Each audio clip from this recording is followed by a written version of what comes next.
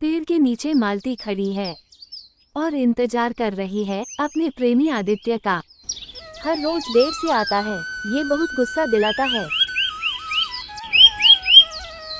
देखो आ गया तुम्हारा आदि, और कुछ दिनों के बाद होगी हमारी शादी, और वह भी बैंड बाजा के साथ। बस ज्यादा मत बोलो, 5 रुपए कमा नहीं सकते और तुम्हें मुझसे शादी करनी है। एक बार नौकरी लगने दो, अगले महीने हम शादी कर लेंगे। तुम्हारे जैसे चिंदी लड़कों के साथ कौन शादी करेगा? तुमने आज तक मुझे कोई उपहार नहीं दिया है। ये लो मेरे प्यार का तोहफा, फूल।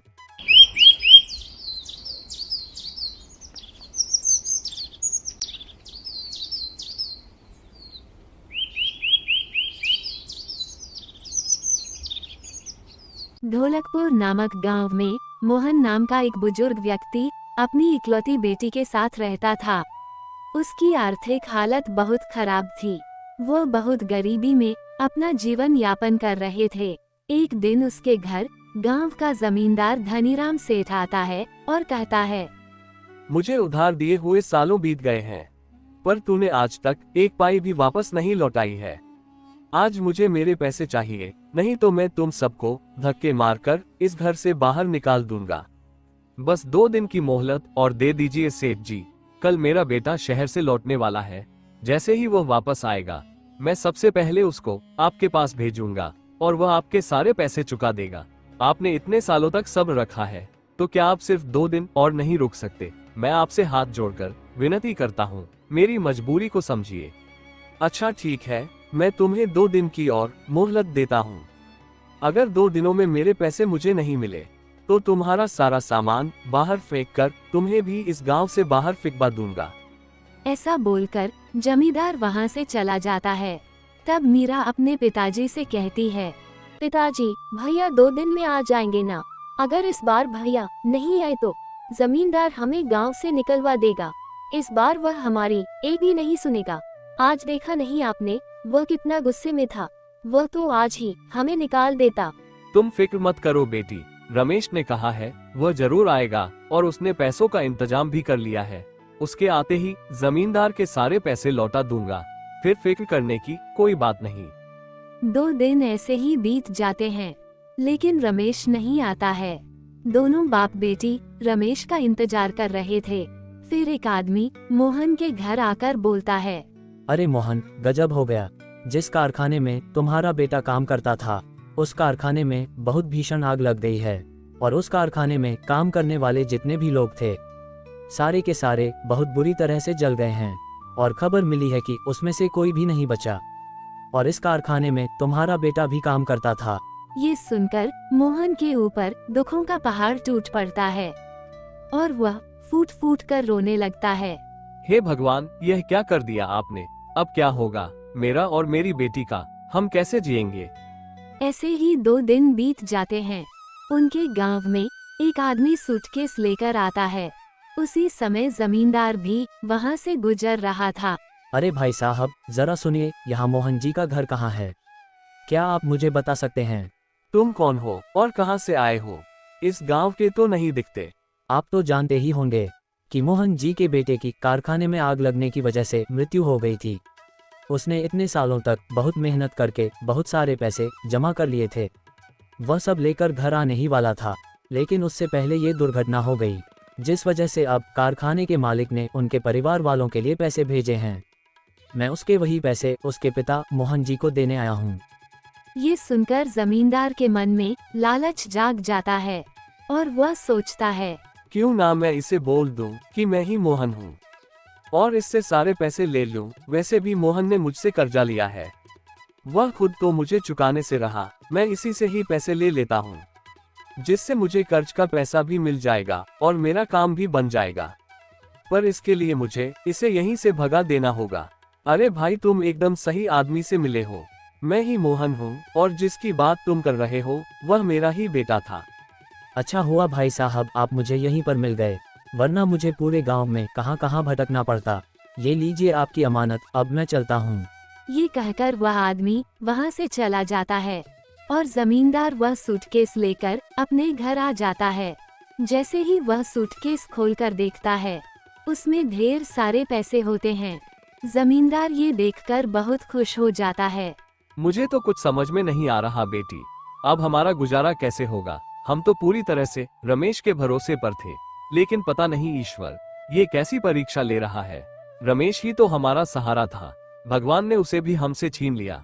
भगवान इतने कठोर दिल कैसे हो सकते हैं। कभी कभी लगता है कि भगवान है ही नहीं, अगर होते तो हमारे साथ इतना सब नहीं होता, जबकि हमने किसी का बुरा भी नहीं चाहा। पिताजी, आप चिंता मत कीजिए, मैं भी आपका काम में आपका हाथ बटाऊंगी। हम कुछ ना कुछ करके जमींदार का कर्ज लौटा ही देंगे। आप फिक्र मत कीजिए, नहीं तो आपकी तबीयत और भी खराब हो जाएगी। मीरा दूसरों के घर में काम करने और खाना बनाने का काम करने लगती है। इसी तरह से कुछ दिन बीत जाते हैं। एक दिन मीरा पानी लेने जमींदार के कुएं पर जाती है और उसी दिन जमींदार के दोस्त का बेटा अरुण जमींदार के घर आता है। तभी उसकी नजर मीरा पर पड़ती है। वह मीरा को देखकर उसे पसंद करने लगता है। फिर वह अंदर चला जाता है। प्रणाम चाचा जी, क्या आपने मुझे पहचाना? मैं आपके दोस्त मदनलाल का बेटा हूँ। मेरा नाम अरुण है। अरे बेटा अरुण, तुम कितने बड़े हो गए हो। तुम्हें जब पिछली बार देखा था तब तुम बहुत छोटे थे, इसलिए तुम्हें पहचान नहीं पाया। बोलो बेटा, कैसे आना हुआ? वो क्या है ना चाचा जी, दरअसल पिताजी ने एक जमीन का सौदा करने के लिए मुझे यहाँ भेजा है। बस वही जमीन देखने के लिए मैं आया हूँ। इस सिलसिले में आपसे थोड़ी बात करनी थी। अच्छा, तो तुमने अब अपने पिताजी का कारोबार भी संभालना शुरू कर दिया है? हाँ चाचा जी, थोड़ा बहुत मैं भी देख लेता हूँ। अब पिताजी की उम्र के कारण उनसे ज्यादा काम नहीं हो पाता है, इसलिए अब मुझे ही करना पड़ता है। ये तो बहुत अच्छी बात है बेटा। आपसे एक बात पूछनी थी चाचा जी। दरअसल मैं जब आ रहा था तब कुएं के पास मैंने एक लड़की को देखा। क्या आप बता सकते हैं कि वह लड़की कौन है? लड़की? कौन सी लड़की अरुण बेटा? वह आपके घर के सामने जो कुआं है, उस कुएं पर मैंने एक लड़की को पानी भरते देखा। क्या आप बता सकते हैं वह कौन है? रुको अरुण बेटा, तुम चाय पियो, तब तक मैं देख कर आता हूँ। जमींदार बाहर जाकर कुएं की ओर देखता है तो कुएं पर उसे खुद की ही बेटी राधा दिखाई देती है। मीरा वहां से जा चुकी होती है। अरे अरुण बेटा, जिस लड़की के बारे में तुम पूछ रहे हो वह मेरी ही बेटी है। अच्छा ठीक है चाचा जी, मुझे लगा कौन है, जाने दीजिए, छोड़िए, आप बताइए आप कैसे हैं? अरुण बात को पलट देता है, लेकिन जमींदार को इस बात पर शक हो जाता है। मुझे लगता है अरुण बाबू को मेरी बेटी पसंद आ गई है। ये तो बहुत अच्छी बात है। अगर मेरी बेटी राधा इतने बड़े खानदान में चली जाएगी तो उसका नसीब ही चमक जाएगा। इतने अमीर लोग मुझे और कहीं नहीं मिलने वाले। इतना सोचकर जमींदार मन ही मन बहुत खुश हो जाता है। अच्छा चाचा जी, मैं अब निकलता हूँ, मुझे देर हो रही है। अरे नहीं बेटा, 1-2 दिन रुक कर जाओ, जरा गांव की शुद्ध हवा में रहो। शहर में तो रोज ही रहते हो, हमें भी थोड़ा मौका दो तुम्हारी खातिरदारी करने का। नहीं चाचा जी, इस बार नहीं, अगली बार आऊंगा तो जरूर रुकूंगा। इतना कहकर अरुण वहां से चला जाता है और घर जाकर डरते हुए अपने पिताजी से कहता है, पिताजी, मैंने गांव में एक लड़की देखी है। मुझे वो लड़की बहुत पसंद आई है और मैं उसी से शादी करना चाहता हूँ। अरे बेटा, तुम किस लड़की की बात कर रहे हो? पिताजी, वह आपके गांव के दोस्त हैं ना, जिनके यहाँ आपने मुझे आज भेजा था, उन्हीं की लड़की से मुझे शादी करनी है। अरे वाह, ये तो अच्छी बात है बेटा। वो तो मेरा बहुत अच्छा दोस्त है, वो बिल्कुल भी मना नहीं करेगा।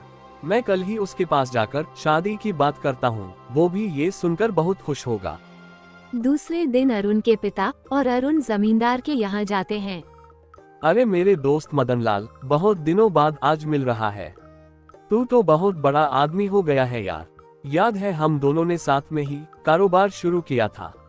आज तू कहां से कहां पहुंच गया। आज तो तूने मुझे बहुत खुश कर दिया, जो अपने पूरे परिवार के साथ मेरे घर आ गया। मैं तुझे देखकर बहुत खुश हूँ। अरे यार, अरुण की वजह से हमें अभी आना ही पड़ा। दरअसल अरुण को तुम्हारी बेटी बहुत पसंद आ गई है और वह उससे शादी करना चाहता है। उसी की बात करने के लिए हम यहाँ आए हैं। हाँ मदनलाल, ये तो अच्छी बात है। तुमने आज मेरा दिल खुश कर दिया। हमारी दोस्ती आज रिश्तेदारी में बदलने जा रही है। इससे ज्यादा खुशी की बात और क्या हो सकती है। चलो अभी अपनी बेटी को बुलाओ, हमें उसे देखे बरसों हो गए हैं। जब हमने उसे देखा था तब वह 8 वर्ष की थी। तभी जमींदार अपनी बेटी को आवाज लगाता है और बोलता है। अरे बेटा राधा, जरा यहाँ तो आना। जैसे ही राधा अंदर आती है, अरुण उसे देखकर दंग रह जाता है और बोलता है। अरे चाचा जी, जिसे मैंने उस दिन देखा था, ये वह लड़की नहीं है, वह लड़की कोई और थी। यह आप क्या बोल रहे हो अरुण बाबू? आपने उस दिन जिसे देखा था, ये वही लड़की है। ठीक से देखिए, शायद आप भूल गए हो। ये वही लड़की है जो उस दिन कुएं के पास खड़ी थी। नहीं चाचा जी, मुझे अच्छी तरह से याद है, ये वह लड़की नहीं है। इतना सुनकर जमींदार सोच में पड़ जाता है। कहीं अरुण बाबू ने उस फटीचर मोहन की लड़की मीरा को तो नहीं देख लिया? उस दिन वही थोड़ी देर पहले वहां पानी भरने आई थी, और शायद अरुण बाबू उसी की बात कर रहे हैं। नहीं, मैं ऐसा बिल्कुल नहीं होने दूंगा। मुझे कुछ भी करके मोहन और उसकी बेटी को इस गांव से भगाना ही होगा, इससे पहले कि अरुण बाबू उसे गांव में जाकर ढूंढ ले। ठीक है अरुण बेटा, अगर ऐसी बात है तो मैं खुद उस लड़की को आपके लिए ढूंढ कर लाऊंगा। आप चिंता मत कीजिए। अरुण, ये तुम कैसी बातें कर रहे हो? हम तो तुम्हारे कहने पर ही यहाँ आए थे। तुमने ही कहा था कि तुम्हें उनकी बेटी पसंद है, और सच कहूँ तो मुझे भी राधा बहुत पसंद आई है। अब तुम किस लड़की की बात कर रहे हो, ये समझ में नहीं आ रहा। हमें तो यही लड़की ठीक लगी है, और मेरी तो यही ख्वाहिश है कि तुम्हारा रिश्ता मेरे दोस्त के घर में ही हो। राधा में कौन सी कमी है? बहुत समझदार, संस्कारी और अच्छी लड़की है बेटा। पर पिताजी, मुझे तो उस लड़की से शादी करनी है, जिसे मैंने उस दिन कुएं के पास देखा था। चलो दोस्त, फिर अब हम चलते हैं। तुम्हें हमने तकलीफ दी, उसके लिए हमें माफ कर देना। नहीं मदनलाल, इसमें तकलीफ कैसी? शायद मुझे ही सुनने या समझने में गलती हो गई होगी, पर मैं कोशिश करूंगा कि उस लड़की को जल्द से जल्द ढूंढ लूं। फिर मदनलाल और अरुण अपने घर चले जाते हैं, और घर पहुंचकर मदनलाल अरुण से बोलता है। अरे अरुण, तुमने इतनी बड़ी गलती कैसे कर दी? पता नहीं मेरे दोस्त को कितना बुरा लगा होगा। पर पिताजी, मैंने जिस लड़की को देखा था, वह आपके दोस्त की बेटी नहीं थी, वह कोई और थी। और पिताजी, मैं ऐसे ही किसी भी लड़की से शादी नहीं कर सकता। मैं उस लड़की से ही शादी करना चाहता हूँ, जिसे मैंने उस दिन देखा था। पर अरुण बेटा, बात यह नहीं है। बात तो ये हो रही है कि मेरे दोस्त का तुमने अपमान किया है, और तुम कहाँ किसी लड़की की बात कर रहे हो? तुम्हें इससे अच्छी लड़की और कहीं नहीं मिलेगी। तुम्हें इसी से शादी करनी होगी। नहीं पिताजी, मैं राधा से शादी नहीं करूँगा। पर तुम जिस लड़की की बात कर रहे हो, उसका कोई अता पता भी नहीं है। कहाँ ढूंढोगे तुम उसे? पिताजी, मैं कुछ भी करके उसे ढूंढ लूंगा, बस मुझे थोड़ा सा समय दे दीजिए। ठीक है, अगर तुम्हारी यही मर्जी है तो मैं तुम्हें 1 हफ्ते का समय देता हूँ। अगर 1 हफ्ते में तुमने उस लड़की को ढूंढ लिया तो ठीक है, वरना तुम्हें राधा से ही शादी करनी होगी। हाँ पिताजी, आप जैसा ठीक समझे। अरुण को पूरे गांव में वही फटीचर मोहन की बेटी ही मिली। मैं ये शादी कभी नहीं होने दूंगा। कहाँ मेरी बेटी और कहाँ वह भिखारी की लड़की मीरा। उन्होंने मेरी बेटी को ठुकरा दिया, मैं उन्हें मजबूर कर दूंगा उसी से शादी करने को। अरुण के वापस आने से पहले मैं मोहन को गांव से बाहर फेंकवा दूंगा।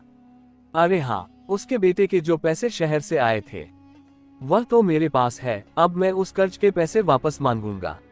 ना चुका पाए तो उसका घर भी हड़प लूंगा और उसे भगा दूंगा। फिर देखता हूँ कौन बनती है बहू, मेरी बेटी ही बनेगी। जमींदार मोहन के घर जाता है और बोलता है। मोहन, तुम मेरे अच्छा होने का फायदा उठा रहे हो। मैं इतने दिनों से चुप इसलिए बैठा हूँ क्योंकि तुम्हारा बेटा अभी अभी गुजरा है, और उसके गुजरने की वजह से मैं खुद से तुम्हारे यहाँ नहीं आया, पर मैं तुम्हारी राह देख रहा था।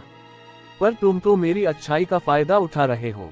अब मैं कुछ नहीं सुनने वाला। अब तो मेरा सारा पैसा लौटा दो, और वैसे भी मैंने तुम्हें बहुत ज्यादा मोहलत दे दी है। जमींदार जी, मैं इतने सारे पैसे अभी कहाँ से लौटा पाऊंगा? आपको तो पता है अब मेरा बेटा भी नहीं रहा। मैं कुछ नहीं जानता, मुझे बस मेरे पैसे चाहिए। अगर पैसे नहीं है तुम्हारे पास तो अभी के अभी मुझे यह घर खाली करके दे दो। मैं इसे बेचकर मेरा कर्ज वसूल कर लूंगा। बस अब बहुत हो चुका। नहीं जमींदार जी, ऐसा मत कीजिए, ऐसे तो मैं रोड पर आ जाऊंगा। मैं इतने दिनों से तुम पर तरस खाकर तुम्हें कुछ नहीं कह रहा हूँ। इसका मतलब यह नहीं है कि तुम मेरे सिर पर बैठ जाओ, अब मैं कुछ नहीं सुनना चाहता। बस तुम यह घर खाली कर दो और यहाँ से चले जाओ, नहीं तो मैं मेरे लोगों को कहकर तुम्हें घर से धक्के मारकर बाहर निकलवा दूंगा। चलिए पिताजी, अब हम खुद को झूठी तसल्ली नहीं दे सकते। हम यूं लकड़ियां बेचकर और दूसरों के घरों में काम करके जमींदार के पैसे नहीं लौटा पाएंगे। हमें ये घर छोड़कर जाना ही होगा। इतना कहकर मीरा अपने पिताजी को लेकर घर से बाहर चली जाती है और दूर जंगल में जाकर एक छोटी सी झोपड़ी बनाकर उसमें रहने लगती है।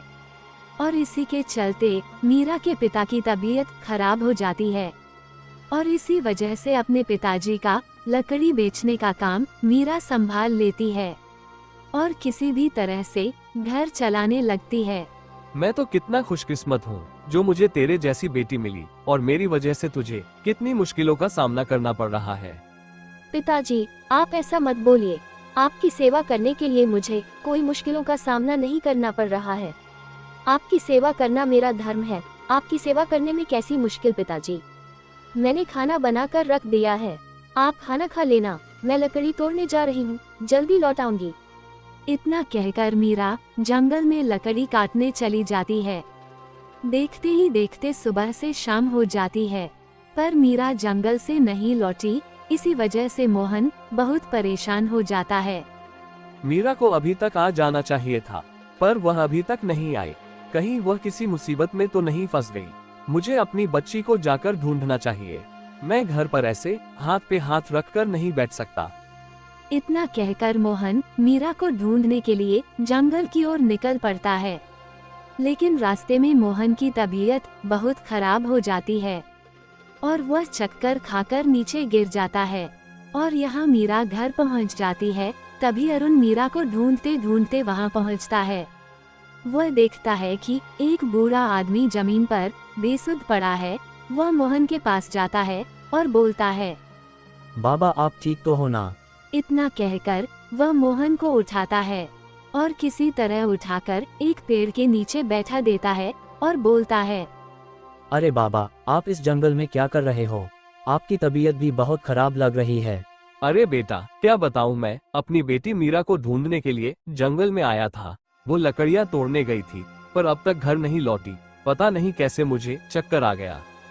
कोई बात नहीं बाबा, बस आप मुझे आपके घर का पता बताइए, मैं आपको आपके घर छोड़ देता हूँ। तभी अरुण मोहन को लेकर उनके घर जाता है और जैसे ही अरुण की नजर मीरा पर पड़ती है, वह हैरान हो जाता है और बहुत खुश भी हो जाता है। पिताजी, आप ठीक तो हो ना? बेटा मैं तो ठीक हूँ, तुम्हें ढूंढने बाहर गया था। पता नहीं कैसे मुझे चक्कर आ गए थे और मैं बीच राह पर गिर गया था। तभी इन्होंने मेरी मदद की और मुझे घर तक लेकर आए। अगर यह वहाँ नहीं होते तो पता नहीं मेरा क्या होता। आपका बहुत बहुत शुक्रिया, आपने मेरे पिताजी की मदद की। हमेशा आपकी शुक्रगुजार रहूंगी। बाबा, आप गांव के बाहर ऐसे जंगल में इस छोटी सी झोपड़ी में क्यों रह रहे हो? तब मोहन अपनी सारी आपीती बताता है और जमींदार की सारी करतूत भी और अपने बेटे के बारे में भी बताता है कि कैसे उसने उसको एक कारखाने की आग में खो दिया। ये सुनकर अरुण बोलता है, बाबा, वह कारखाना हमारा ही था, मैं ही उस कारखाने का मालिक हूँ। दरअसल तकनीकी खराबी की वजह से वहाँ आग लगी थी। उसमें काफी लोग मारे भी गए थे, लेकिन मैंने मुआवजे के तौर पर सभी परिवारों को 5 लाख रुपए भिजवाए थे। पर बेटा यहाँ तो कोई भी नहीं आया, हमें कोई पैसा भी नहीं मिला। अगर मिल जाते तो तुम ही सोचो, हम यहाँ जंगल में ही क्यों होते। ये सुनकर अरुण को धक्का सा लग जाता है। अरुण बोलता है, बाबा आप बिल्कुल फिक्र मत कीजिए, आप मुझे 2 दिन का वक्त दीजिए, मैं इस बात का पता लगाकर आपको आपके पैसे दिलवा कर रहूंगा। दूसरे दिन अरुण अपने आदमी को लेकर मोहन के घर आता है और पूछता है, पर वह आदमी साफ इनकार कर देता है और बोलता है, नहीं साहब, मैंने वह पैसे इनको नहीं दिए, मैंने वह पैसे मोहन नाम के एक आदमी को दिए हैं। उसने ही कहा था कि उसका नाम मोहन है और वह रमेश का पिता है, और मैंने वह सूटकेस उनको दे दिया था और मैं फिर वहां से चला आया। मुझे नहीं पता था कि वह मुझसे झूठ बोल रहा है। मुझे माफ कर दीजिए, मुझसे बहुत बड़ी गलती हो गई। क्या तुम मुझे बता सकते हो कि वह आदमी कौन है जिसको तुमने पैसे दिए हैं? हाँ साहब, मैं अगर उसे देख लूँ तो मैं उसको पहचान जाऊंगा। मैं तुम्हें 3 घंटे का वक्त देता हूँ। मुझे जल्द से जल्द वो इंसान चाहिए, पूरे गांव में पता करो जिसको तुमने पैसे दिए हैं। थोड़ी देर बाद वह आदमी आता है और बोलता है, मालिक मैंने पता कर लिया, उस आदमी का नाम मोहन नहीं धनीराम सेठ है और वही इस गांव का जमींदार है। उसी ने मुझसे झूठ कहा था कि वह मोहन है। इतना बड़ा धोखा मैं सोच भी नहीं सकता कि जमींदार इतना गिर सकता है। उसने मेरे बेटे के सारे पैसे खुद रख लिए और ऊपर से हमें घर से भी निकाल दिया।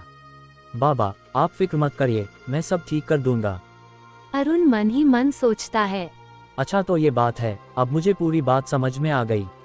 अपनी बेटी की शादी मुझसे करवाने के लिए उन्होंने जानबूझकर मीरा और उसके पिताजी को गांव से बाहर निकाल दिया ताकि मैं उसे कभी ढूंढ ना सकूं और मेरी शादी उसकी लड़की राधा से हो जाए। अच्छा तो अब मैं देखता हूँ इसे कैसे सबक सिखाना है। फिर अरुण अपने आदमी को लेकर जमींदार के घर जाता है। जैसे ही जमींदार उस आदमी को देखता है वो हक्का बक्का रह जाता है। तभी वह आदमी बोलता है, हाँ साहब यही है जिसने मुझसे कहा था कि वह मोहन है, मैंने इसी को पैसे दिए। ये सुनकर जमींदार के पसीने छूट जाते हैं। वह अरुण के सामने बहुत शर्मिंदा हो जाता है। चाचा जी ये सब आपने किया है, मुझे तो यकीन नहीं होता आपने एक गरीब आदमी के हक का पैसा उससे छीन लिया।